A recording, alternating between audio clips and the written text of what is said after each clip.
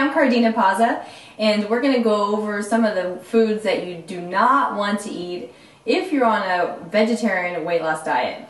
Then I'll show you a couple of foods that you should have in your diet, and so it'll be really exciting. So I'm going to start out with something that a lot of people like to have in the morning, and it looks like something super healthy, a dwala or any other kind of protein shake or smoothie. And what's interesting about this is per serving it has 29 grams of sugar. There's 2 servings in here. Alright, so you're getting about 60 grams of sugar and only about 20 grams of protein. So that is just one big sugar high, and then it goes right on your thighs actually. So avoid this. And another one, people think, oh, I'm taking in superfoods. Some greens are going to be really great for me. And unfortunately, it's pretty similar. You got tons of sugar, about 50 grams of sugar if you drink this whole thing. And if you drink half of it, I mean, who does that? You get half and it just is so good you keep drinking it. So this is about 50 grams of sugar. Be careful. It's mostly bananas or high concentrated sugars, and they just sprinkle some greens in it. I love the greens. They're my favorite, just not in this form. So be careful there. And then I'll show you another breakfast treat or treat on the go. This one is a Kashi, and people associate Kashi as being healthy. You still gotta watch out whenever you're doing any kind of protein bars or breakfast bars. They tend to have to add binders to it and added sugar just to make it taste good. Now there is 12 grams of protein in it. That's great, excellent, except it has more sugar than protein. So, I mean, you have 12 grams of protein, but you have like 16 grams of sugar. Not so good. All right. Then we have something called whole wheat bread.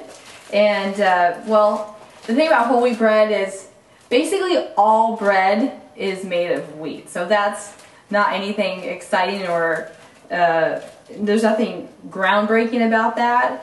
Now, what you want to watch out for on this is it's usually pretty doughy. So even if it says it's whole wheat, it may be glorified white flour. So one way to figure this out is if you have a piece of bread and you could pretty much just ball it up into, make it into a ball that's very doughy, then this actually turns into sugar very quickly. And when it turns into sugar into your body quickly, it can turn into fat very quickly as well. So you want chunky bread. Chunkier the better. So kick that one to the curb. Don't want it.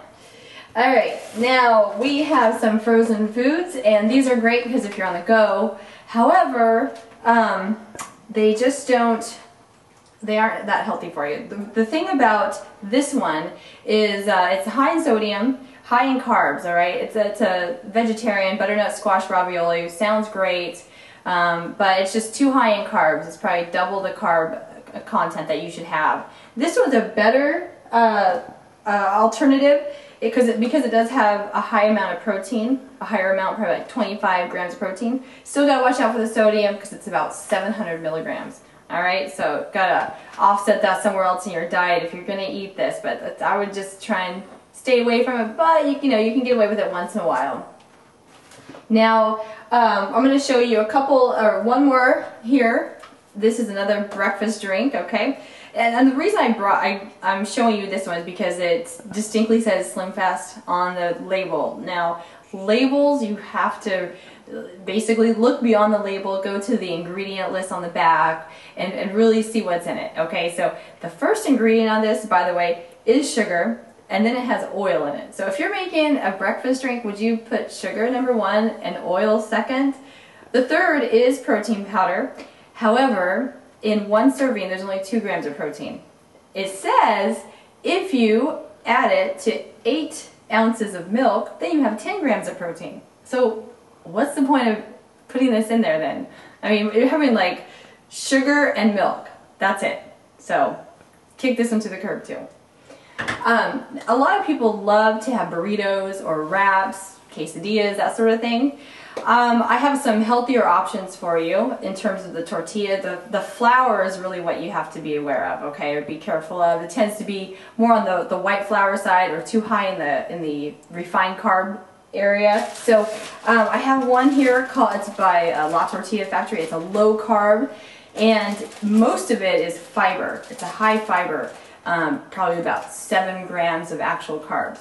So most tortillas are in the 15 to 20 grams of carbs. This is awesome, it tastes good, and it's going to give you more fiber, which we all need more fiber. And another option, if you're going to be doing some sort of burrito or tacos, this is one of my favorite because it actually adds crunch or more texture to your burritos or tacos. So these are different types of lettuces, super easy, just rinse them off and they're ready to go. So this is a butter lettuce, or you could do your simple green romaine lettuce. It's ready to go. That would be a really nice big taco or burrito. All right, and it gives you a lot more fiber, a lot more nutrients and energy. All right, and then another healthy option is coconut oil. A lot of people use oils for cooking or on their toast, or you need it for, I actually put this in my smoothie, or I make desserts out of it. And this actually helps to pull cholesterol out of your body, and it helps to stabilize your energy, your blood sugar, your skin. It's good for your hormone levels, and it will help you to lose weight. It'll help you lose that extra pounds that's on your stomach or on your thighs. So this is a organic raw coconut oil. Awesome stuff. And another option for vegetarians who need some extra protein. Seems simple, but these two seeds, sunflower seeds and pumpkin seeds, they are so versatile. I use them in smoothies. I put them in my salad. I make actual burrito, like the meat of the burrito. I blend these and make the meat of the burrito and put it in these really cool lettuce leaves. And the pumpkin seeds are high in protein, high in zinc. They have healthy oils for you, and it's easy to digest. These are easy to digest proteins, so your body's going to love you if you eat these.